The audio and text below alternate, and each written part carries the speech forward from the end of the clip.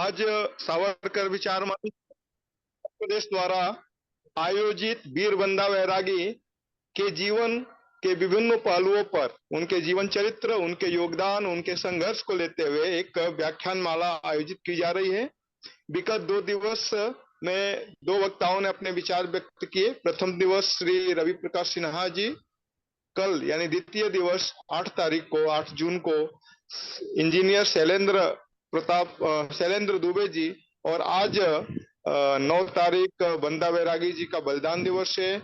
आज के दिवस में अपने बीच में श्री चिरायु पंडित जी हैं। आप बड़ोदरा से हैं और आप इंजीनियरिंग कॉलेज में प्रोफेसर हैं। आपने वीर सावरकर पुस्तक में के लेखन में सह लेखक के रूप में अपनी भूमिका का बखूबी निर्वहन किया है। आप एक ओजस्वी वक्ता, प्रखर राष्ट्रवादी और प्रचंड माने बहुत ही अद्भुत विद्वान है। तो मैं अब ज्यादा समय न लेते हुए आदरणीय चिरायु पंडित जी को आमंत्रित करता हूं कि आज का विषय सावरकर और वीर बंदा बैरागी को लेते हुए हम सबको उद्बोधन प्रदान करने की कृपा करें। चिरायु जी। धन्यवाद अश्विनी जी। और मैं आभारी हूं वीर सावरकर विचार मंच उत्तर प्रदेश का कि वे इस दिशा में सोच भी सकते हैं, क्योंकि बंदा बैरागी से बहुत क्रांतिकारियों ने प्रेरणा ली है और वो उनका जो पराक्रम है वो तो प्रेरणादायी है ही, लेकिन बंदा बैरागी, जिन्हें बंदा बहादुर कहा जाता है भी कहा जाता है, तो उनका बंदीवास में जो बलिदान दिया उन्होंने वह भी वंदनीय है। वीर सावरकर और के दृष्टिकोण से बंदा बैरागी जी, इस विषय पर मैं अगली 20-25 मिनट में बात अपनी रखने वाला हूं। वीर सावरकर को हम एक तत्वचिंतक के रूप में, एक इतिहासकार के रूप में और एक कवि के रूप में जानते हैं। और इन तीनों विधाओं में एक साहित्यकार के रूप में जब वे कुछ लिखते हैं तब कहीं ना कहीं उन्होंने बंदा बहादुर या बंदा बैरागी, इनका उल्लेख किया हुआ है। 1936 में उन्होंने एक लेख लिखा है, भूत दया या भूत बाधा। ये लेख जो है गांधी जी की जो संपूर्ण अहिंसा की नीति थी, आत्यंतिक अहिंसा जिसे कहते हैं, उसके विरुद्ध एक उनका प्रतिकार था, वैचारिक प्रतिकार था। और वे कहते हैं कि जीव दया के लिए, एक संपूर्ण अहिंसा के लिए हिंदू जाति ने जितने प्रयोग इतने हजारों वर्षों में किए हैं वैसे किसी ने नहीं किए इस पृथ्वी पर। और उसका निष्कर्ष यही निकलता है कि संपूर्ण अहिंसा, संपूर्ण भूत दया संभव नहीं है, क्योंकि एक के ऊपर दया शायद किसी और के लिए घात भी हो सकता है, एक की अहिंसा दूसरे की हिंसा भी हो सकती है। तो एक सापेक्ष अहिंसा, रिलेटिव नॉन वायलेंस या रिलेटिव वायलेंस, ये संभव है, लेकिन संपूर्ण अहिंसा संभव नहीं है। और इसमें वे भगवान बुद्ध, भगवान महावीर, उनकी बातें भी करते हैं।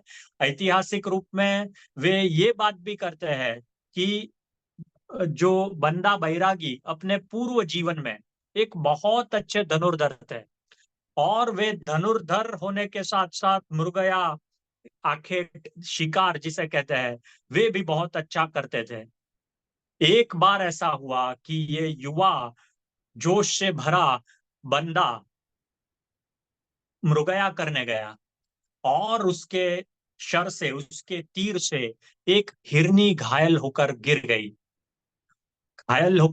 और बंदा उनके पास जाके देखता है तो वो देखता है कि हिरनी तड़प रही है, और उस तड़पाट के साथ साथ वो हिरनी गर्भवती थी, और वो ये तीर का मार झेल नहीं पाई और वहां ही उसको प्रसव हुआ, और वहीं उसके बच्चे, हिरनी के बच्चे हुए। तो ये दृश्य देखकर बंदा जो है वो सचमुच में बैरागी बन गया। जो राजपाट के लिए योग्य था, एक क्षत्रिय के योग्य था, उसने अपना सब कुछ त्याग दिया। हम इसे सिद्धार्थ, बुद्ध से पहले राजकुमार सिद्धार्थ की जो बात है, हंस को देखकर वो उनके मन में जो तड़प उठी थी, उसके साथ हम इसको देख सकते हैं। वाल्मीकि, ऋषि वाल्मीकि जी ने जब क्रौंच वध देखा, तब उनसे जो शोक हुआ उनको, उसी में से रामायण का जन्म हुआ। मैं मानता हूं कि बंदा बैरागी का जो शोक है वो इससे भी ऊपर है, कि उन्होंने अपना सब कुछ त्याग कर, जो क्षात्र विद्या थी, जो उनका एक क्षत्रिय वृत्ति थी, वो सब त्याग कर उन्होंने साधु जीवन, साधु चरितार्थ करने वे निकल पड़े। बंदा बैरा जो माधव दास नाम से प्रसिद्ध थे, एक वैष्णव भक्त थे वो। तो सावरकर ने 1936 में उनका इस प्रकार से उल्लेख किया है। उससे पहले बहुत कम लोगों को ये बात की जानकारी होगी कि वीर सावरकर गुरु गोविंद सिंह जी के भक्त ही थे। लंदन में पहली बार इंडिया हाउस के द्वारा गुरु गोविंद सिंह जी की जयंती मनाई गई। और ये बात तो बहुत कम लोगों को पता होगी कि वीर सावरकर जब 1909 में मैडम कामा के यहाँ पेरिस में ठहरे हुए थे, तब उन्होंने आ, करीब 200 पन्नों की एक किताब, सिखों का इतिहास इस नाम से लिखी, जिसमें वे मूल स्रोत जो है भाई बाबा की जन्म साखी या फिर दशम ग्रंथ, जो बिल्कुल ही प्रामाणिक ग्रंथ सिख इतिहास के ओरिजिनल सोर्सेस माने जाते हैं, उसको लेकर उन्होंने ये सिखों का पराक्रमी एक ज्वालाग्राही इतिहास उन्होंने लिखा था। ये जब उन्होंने 1857 की स्वातंत्र समर की किताब लिखी, उसके तुरंत बाद ये किताब लिखी थी। दुर्भाग्य से ये किताब या तो अंग्रेजी गुप्तचरों के हाथ लग गई और वहां नष्ट हो गई, या फिर जब वो भारत आ रही थी तब गुप्तचरों के डर से, जिनको ये जिम्मेवारी दी गई थी कि ये किताब भारत में पहुंचाई जाए, तो उन्होंने कहीं समुद्र में फेंक दी, ऐसा वीर सावरकर का खुद का मानना है। तो अगर ये इतिहास आता सावरकर जी के ही शब्दों में, तो बहुत बड़ी बात होती। मैं तो समझता हूं कि आज के जो प्रॉब्लम्स हमें दिख रहे हैं वो शायद उस किताब के बाद नहीं दिखते, लेकिन वो संभव नहीं हो सका। लेकिन सावरकर जी ने अपनी अंतिम किताब जो थी भारतीय इतिहास के 6 स्वर्णिम पृष्ठ, उसमें वीर सावरकर जी ने सिखों के पराक्रमी इतिहास के बारे में लिखा हुआ है। और उसमें उन्होंने कहा है कि सिख संप्रदाय की गुरु और शिष्य, जैसे अलग अलग संत गुरु परंपरा रही है भारत में हिंदुओं में, वैसे ही एक गुरु परंपरा यहाँ शुरू हुई। शिष्य और गुरु, तो गुरु और सिख, इस प्रकार से परंपरा शुरू हुई। जब नानक देव जी ने इसको प्रारंभ किया, तब वो बाकी के जो पंथ संप्रदाय है उसी प्रकार से भगवत भक्ति में लीन होकर एक आध्यात्मिक उपदेश के लिए ये पंथ की शुरुआत थी। लेकिन उस वक्त भी जैसे दूसरे संतों के साहित्य में बात आती है उस वक्त के परिस्थिति की, वैसी ही बात गुरु नानक देव जी ने भी अपनी बानी में लिखी है। वे लिखते हैं, क्षत्रिया ही धर्म छांडिया म्लेंछ भाषा गाही। क्षत्रियों ने अपना धर्म छोड़ दिया और म्लेंछ भाषा ही अब बोली जाती है। सृष्टि सब एक वर्ण हुई, धर्म की गति रही। नील वर्ण के कपड़े पहने, तुरक पठानी अमल भया। इस प्रकार से उन्होंने थोड़ा दुख भी व्यक्त किया। लेकिन उनके बाद गुरु अर्जुन देव जी, गुरु तेग बहादुर जी, उनके साथ साथ ये जो सिखों का जो क्षात्र वृत्ति वाला रूप है वो धीरे धीरे बढ़ता गया, क्योंकि सिखों पर अत्याचार भी बढ़ते गए। ये सब उन्होंने अपनी किताब में लिखा है, वीर सावरकर जी ने। और उसके साथ साथ जब दशम गुरु, दशम बादशाह गुरु गोविंद सिंह जी ने इस पूरे सिख पंथ को एक अलग ही प्रारूप दिया, और उनके साथ ही खालसा सिख, केशधारी सिख, कृपाणधारी सिख का निर्माण हुआ। तो उस वक्त ज्यादातर वो जो पद्धतियां थी, रीति रिवाज, सामान्य रीता, सब हिंदू रीति रिवाज ही थे। इन्होंने एक हिंदू धर्म की रक्षा के लिए एक शक्तिशाली छात्र वृत्ति युक्त समाज के रक्षक के रूप में एक खालसा पंथ बनाया। खालसा यानी चुनिंदा लोग। उन्होंने चुन चुन के ऐसे लोगों का पसंद किया जिससे वो पंजाब में सिखों पर, हिंदुओं पर जो अत्याचार हो रहे थे, उन अत्याचारों को वो रोक सके, उसका प्रतिकार कर सके। इसलिए ये सिख संप्रदाय में खालसा पंथ की स्थापना हुई। स्वयं गुरु गोविंद सिंह ने माता चंडिका पर एक स्तोत्र भी लिखा है, और वे तलवार को ही माता चंडिका का स्वरूप मानते थे, और उसी की स्तुति करते हुए वे कहते हैं, खलदल हरणम जयते गम, तलवार की जय जयकार हो, ये उन्होंने कहा था।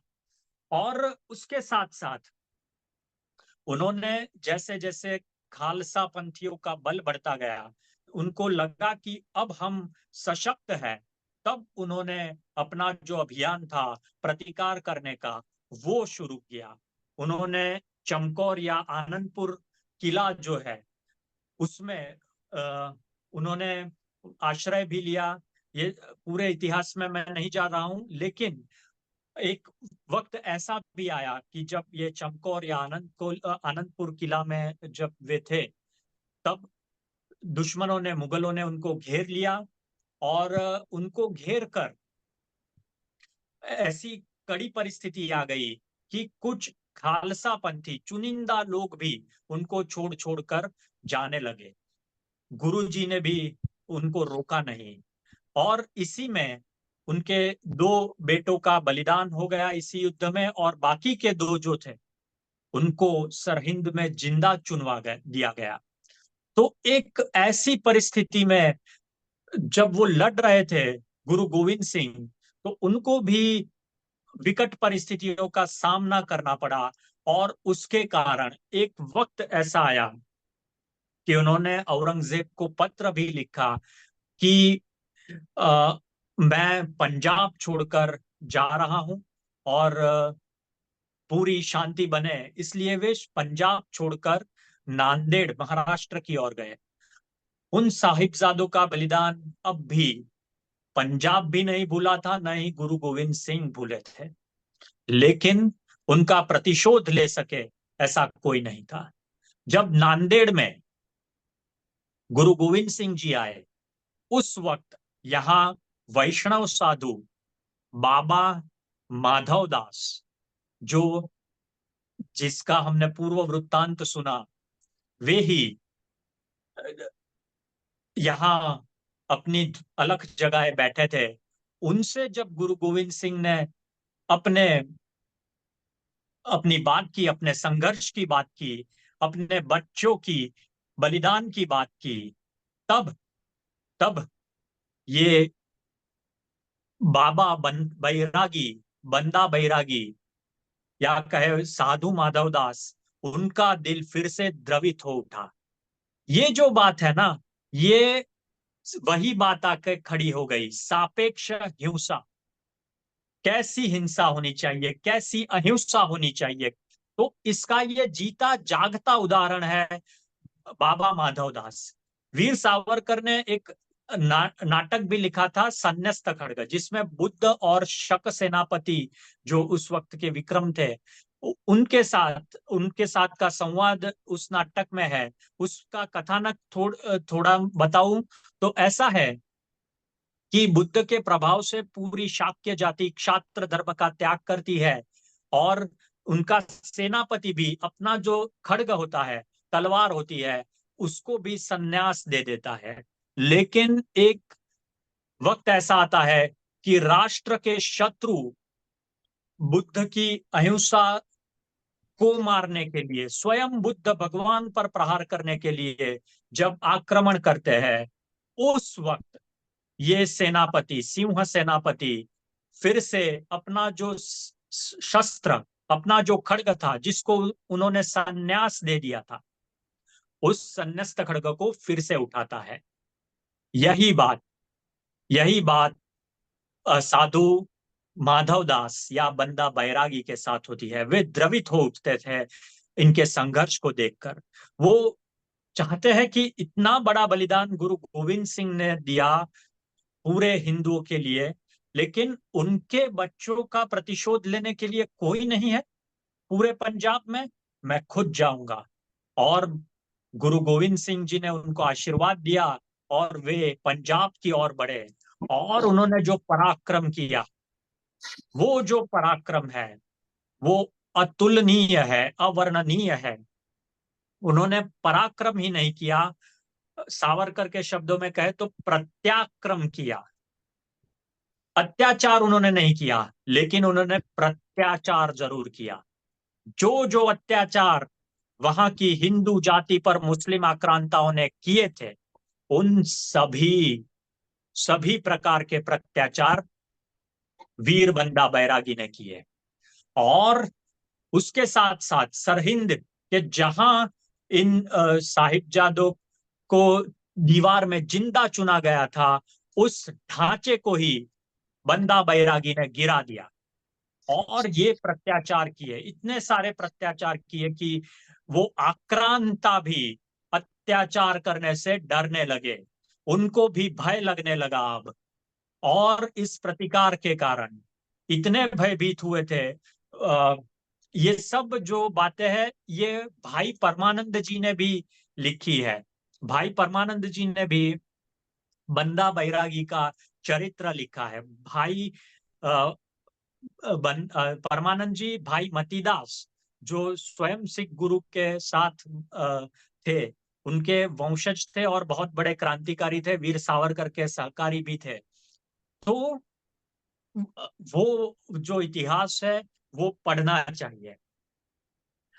उसके साथ साथ करुणांतिका शोकांतिका ये हुई कि उन दिनों छापामार पद्धति के कारण, जो गुरिल्ला वॉरफेयर जिसे कहते हैं, उसके कारण जो आक्रांता थे, मुगल सेनापति थे, उनके मन में भी इतना भय था कि कभी भी बंदा कहीं से भी आएगा, कुछ भी करके जाएगा।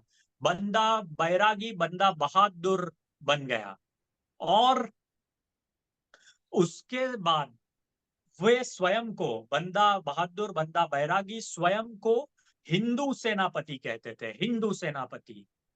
उसका एक असर ये हुआ कि जो खालसा पंथी सिख थे, वो उनके साथ, उनको ये पसंद नहीं आया और धीरे धीरे उनके बीच वैमनस्य बढ़ा।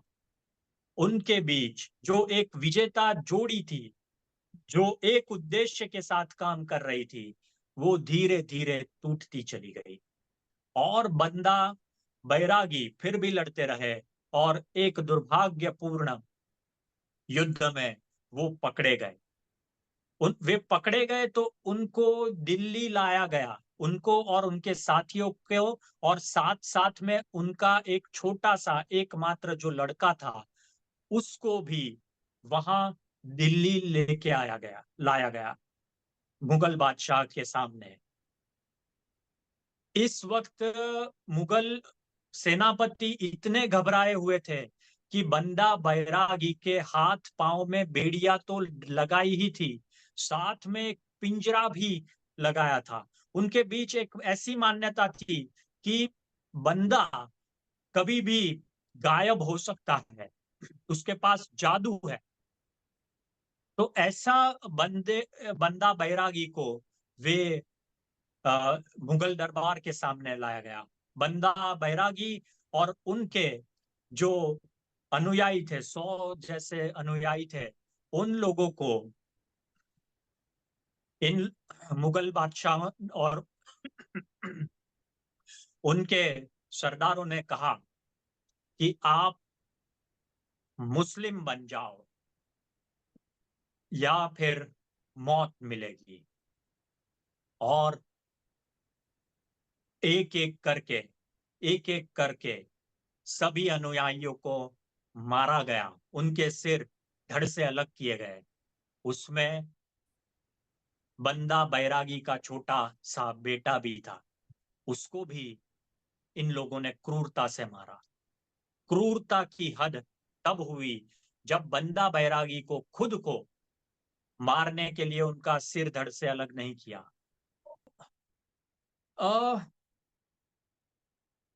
उनके जिंदा जिंदा बंदा बैरागी के मांस के टुकड़े गरम गरम सलियों से निकाले गए। साथ में इतनी क्रूरता की गई कि जो बच्चा था बंदा बैरागी का, उसका कलेजा बंदा बैरागी के मुंह में ठूसा गया। और इस बलिदान, इतना सब कुछ होने के बाद भी, इतना सब कुछ सहने के बाद भी बंदा ने प्राण त्याग दिए, लेकिन अपना धर्म नहीं त्यागा। ये जो उनका बलिदान है, ये मैं समझता हूं कि जैसे जीसस है, उन्होंने भी अपने धर्म के लिए इतने सारे अत्याचार सहे। और ये इसलिए भी मैं कहता हूं कि जो बंदा को मानने वाले जो सिख संप्रदाय, बंदई जिसे कहते हैं, वो लोग भी ऐसा मानते हैं कि बंदा उसके बाद कुछ दिनों बाद वो जिंदा हो गए और उन्होंने फिर साधु बन गए और फिर बंदई जो सिख संप्रदाय है उसका उन्होंने स्थापन किया। तो ये जो बातें हैं वो उन्होंने वीर सावरकर जी ने अपने पुस्तक में लिखी है।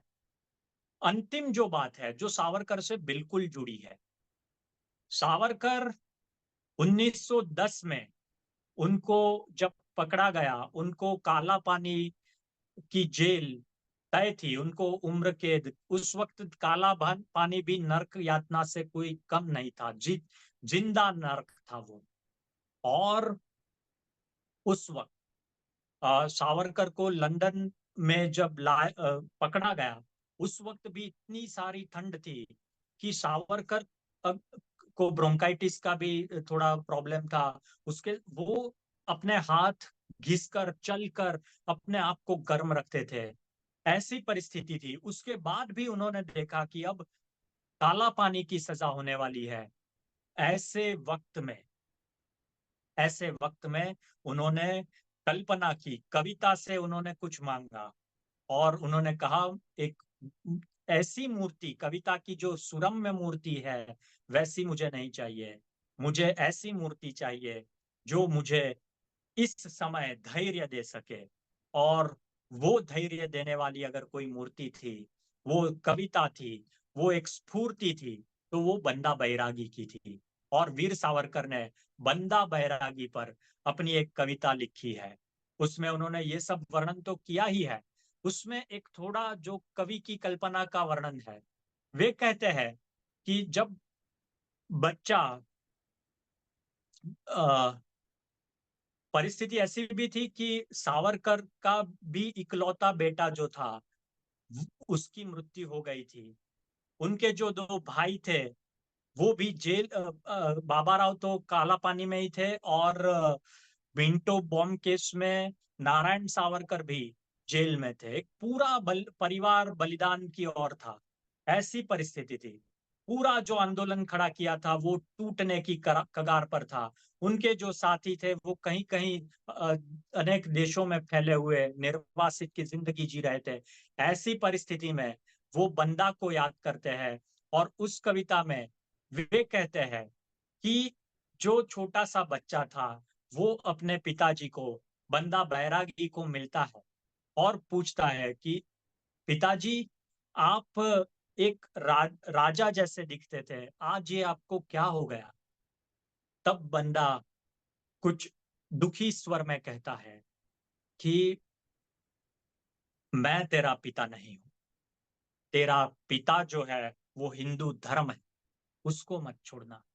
ये हिंदू जाति जो है वो तेरी माता है, उसके प्रति तुम वफादार रहना।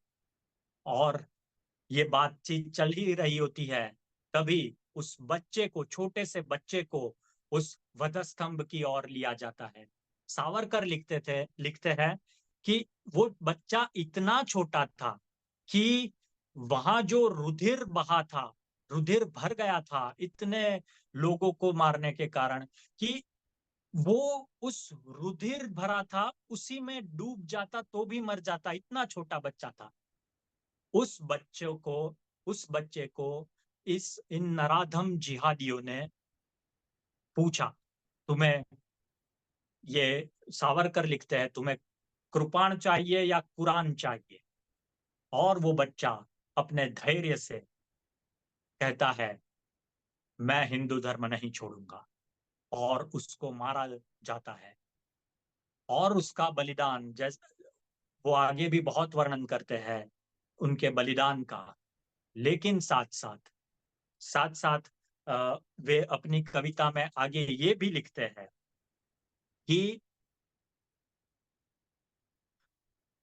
उसी रक्त मांस से उस अमर मृत के, उसी रक्त मांस से उसी अमर मृत के उसने फसल फसल हुआ, उस हुतात्मा के प्रतिशोध उग आई अकस्मात।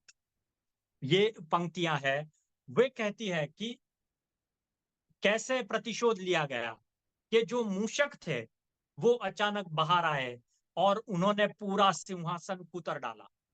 जो मूषक थे वो सिंह ही थे, उन्होंने आकर सिंहासन कुतर डाला। इस संदर्भ में सावरकर कहते हैं जैसे शिवाजी और मराठाओं को ये पहाड़ के चूहा कहते थे, लेकिन वो मराठा सत्ता इतनी बड़ी, पंजाब में सबसे पहले अगर किसी ने सत्ता, हिंदू सत्ता स्थापित की हो तो वो मराठाओं ने की है, उसकी ओर सावरकर कहते हैं।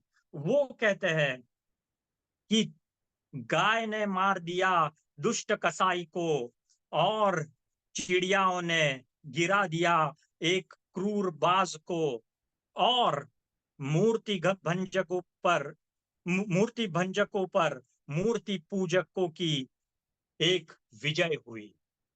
ये बात तो है ही। साथ में सावरकर लिखते हैं कि लेकिन, ये अब अपने बारे में वे लिखते हैं, अपनी प्रेरणा के रूप में लिखते हैं कि लेकिन यह होगा ऐसा न जानते हुए, होगा भी ना ऐसे यह जानते हुए, ये बलिदान मैं जो करने जा रहा हूं उससे शायद ऐसा हो भी सकता है, ऐसा मुझे पता नहीं है, लेकिन मुझे ये भी पता है ऐसा ना भी हो।